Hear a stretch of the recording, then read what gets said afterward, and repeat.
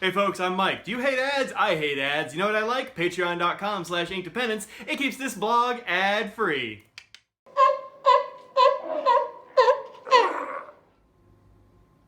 Hello and welcome to an Inkdependence.com brief video review and water drop test. Today it is nibs and nails. So we're using Diamine's Magical Forest today, which is a really nice green ink, kind of a foresty green ink, like pine forest sort of thing. Not super dark, but also not super light. A good writing ink. I've been swishing it around a little bit. And this is like my second take on this video. It didn't go well the first time. So you can't really see the silver at the bottom of the vial. Maybe I'll just let it sit for a little bit. But it does have a nice amount of silver shimmer in there. You can see I've used most of my Anderson Pens sample. This was provided for review by Anderson Pens. Thank you very much, Brian and Lisa, for supporting my blog efforts.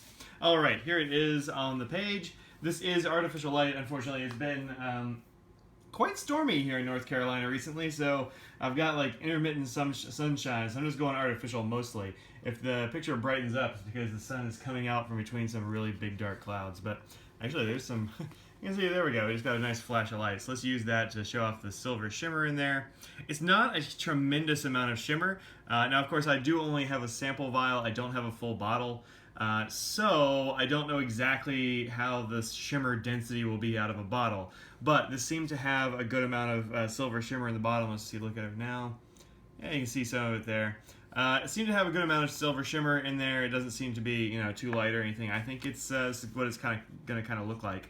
As I said, the green is a very nice foresty green. I really enjoy this green. It's not quite as blue as my very favorite green, which is Franklin Christoph's Emerald 357, but man, look at them there together. I could totally use this base color, this Diamine Magical Forest base color, quite a lot. I'd be very happy with that, I think. Anyway, I was using this in this pen, which is a Franklin Christoph Model 20. If you look closely, you can see the flex. This is a material called Jade something. I really like this material. This is actually the first of the Model 20s. I think I got this one in Atlanta this last spring. And it's a clipless pen. It does have a broad SIG nib. At the time they were calling it a stublique, I believe, but it's the nib that Jim Rouse grinds himself. So you can get stock nibs there, you can get Mike Masuyama's nibs, and you can also get some that are ground by Jim Rouse, their in-house nib dude. And this one is broad SIG. SIG is somewhere between a stub and an italic. It's a little bit sharper than your average stub, but it's also not nearly as sharp as like a Masuyama italic. So the idea is that it writes from all kinds of angles, and that's true. It does write very well. It even writes a little bit upside down. If you like flipping your pen over for some reason, I don't do this. I don't really know why people do, but if you want to, you can. I don't ever, but you can. All right, it's been this pen actually since like July. I've refilled it a couple of times. I'm almost out of this sample. I've got, I don't know, maybe a mil left, something like that. So I've used 2/3 of it, I guess.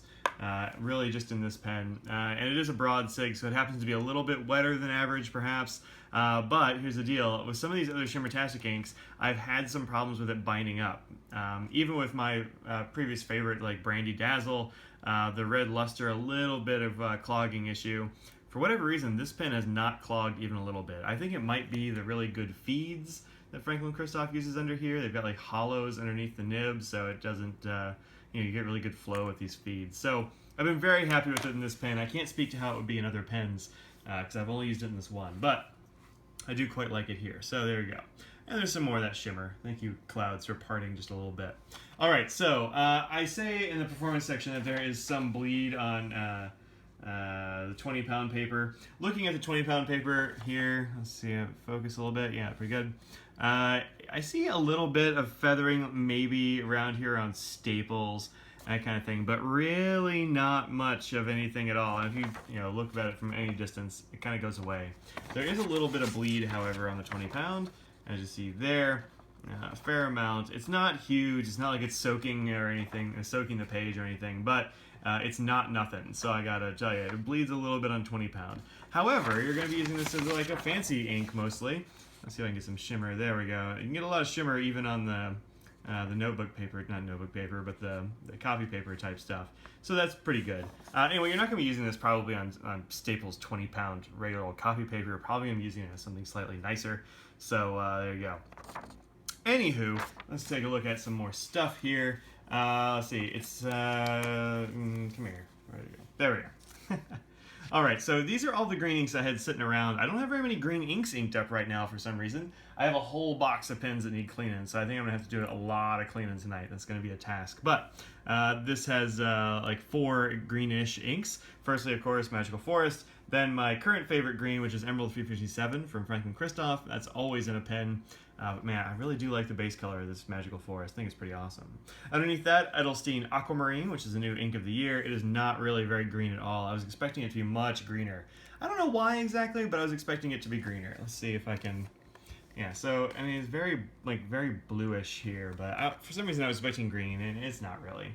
And then underneath that is Herbin's Emerald of Chivor, and there's, you can see that. It's a super dark teal, really. So this is a much different ink than any of the ones available from the 1670 Herbin line or anything like that. And actually there are a bunch of new Diamine Shimmertastic inks coming. So if you haven't found a Shimmertastic you like yet, go and check out their new ones, because I don't know when they're actually going to drop, but I know that they are out there. I've seen examples of them, and they look pretty rad, so I'm excited about that.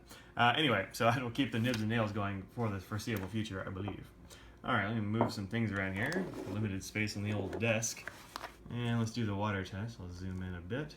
Oh, I gotta make more room. Come on, desk. I need a bigger desk. That's what I'm learning here. Alright, a little catty corner, but whatever. Alright, stop shaking, tripod. Alright, better. Okay, so here we go. Let's get some water on the subject. Put some on here. Ah! Mr. Nose! Ah! Sorry, my cat decided to jump on me with his claws. Goodness. Woo! That was almost catastrophic. Okay. There we go. There's some water. Mr. Nose, you jerk. It's like, I want to be on camera, except he can't be. Goodness. Alright, let's go ahead and wipe this away. Sorry, minor calamity. There we go. And quite a bit came up, obviously, but also not all of it. You get a little bit of like kind of a bluish tint left behind. Actually, quite a lot of glitter left behind. The shimmer doesn't seem to really come up on the paper towel or whatever. It seems to stick, so that's kind of good. But really, no particular water resistance. Any more exposure than that, and it would probably be totally gone. And heck, when it dries, maybe you won't even really be able to see what's left there. This bit where the words were is almost completely obliterated. So, not particularly water resistant at all. So, all right, I forgot to actually do the chromatography, so let's take a look at that now. This is the Magical Forest chromatography, and as you can hopefully see down here at the bottom is where the shimmer is. It doesn't really move when you do chromatography for some reason. I think it's just pushing the ink up through the fibers of this coffee filter type stuff, and the shimmer is on the top, so it's not really an issue. But you can see that there's not a whole lot left at the bottom, a little bit of blue there, just like as we saw in the water drop test. There's a little bit of like pale blue left over after the green washes out, but all the green moved up to the top. And it's pretty much just pale green, or rather dark green, pale green, and some like really pale blue. So that's kind of all there is in the chromatography. There you go. So, there we go. All right, let's look at it on a couple of other papers. Zoom back out. All right. So, firstly, let's get on some Tomoe River. This is from an ink journal. You can find those inkjournal.com, I believe, and a couple others. There we go. And this is the ink on the ink journal, and this is when I actually first inked it up. So way back on July 5th, which is quite a while ago. So I've had this ink in there for a while. I need to change it, I think. I've actually got some nice green on my fingers from it. But there we go. You can see a good amount of that shimmer. No real shading on this ink. There's a little bit of shading, but really not much. Even on Tomoe River, you would expect to see shading if it was going to do that anywhere. But here, not really any shading. So there you go. All right. But it looks good. It's a nice looking ink, and it looks good on Tomoe River, which is nice. I've had some inks that didn't really love it too much. There are a few. Blue Ocean looks really good on there, but some other inks just haven't really loved being on Tomoe River. So let's see which ones. Like this Garden District Azalea, I don't think it looks that great on Tomoe River. It looks better on regular paper. Oh, and these are extremely limited editions. These Papier Plume New Orleans inks. But if you find them at a pen show, Philip might have some of these available, or Patrick might have some of these available. And he's a really nice dude, so go and talk to him if you see Papier Plume at a pen show. Now here is a currently inked journal. This is from Matt Armstrong's Pen Habit site. He's been selling these for a little bit.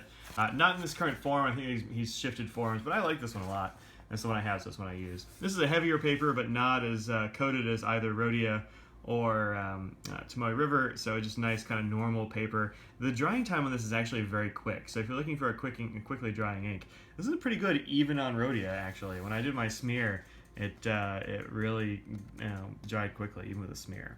So there you go. This is what that looks like. See more of that really nice rich green color. It's not super dark, but it is very nice and green. Like, I don't know, new grass or something. It kind of reminds me of a little bit. But you still get that shimmer. That's why I'm twisting it all around. It's like give you the shimmer action. All right, so that's it. So we've seen it on a bunch of papers. We've seen what it looks like. This is what we're going to be working with here. This is Diamine's Magical Forest. I am Mike, and this is Ink Dependence. Please go over to writeonthenail.com to see a nail polish inspired by this ink. It's a bit darker than this, I believe, but still looks pretty darn cool. So if you like nail polish, go check out Write on the Nail. That's Audrey's site. And, see if you can get your hands on some of that nail polish. So, find me on all the normal places. If you're on YouTube, go over to inkdependence.com to check out the blog, all kinds of pictures and images and all sorts of things for this ink. If you are on inkdependence.com, go over to youtube.com/c/Michael Madison, and that is my site. And give me a subscribe. That'd be fun. I just hit 1,000 subscribers a little bit ago, and that's pretty sweet. So, neat. If you're looking for me on Instagram, go for @InkDependence. Also, if you're going to be at the Colorado Pen Show coming up very soon in Denver, like next week, come see Audrey and I. We'll both be at the Franklin Christoph table. She's working for the company now and has been for about a month, and I'm going to help out for a trip to Denver. So that's pretty sweet. All right, come by and say hi. I will see y'all later. Peace out.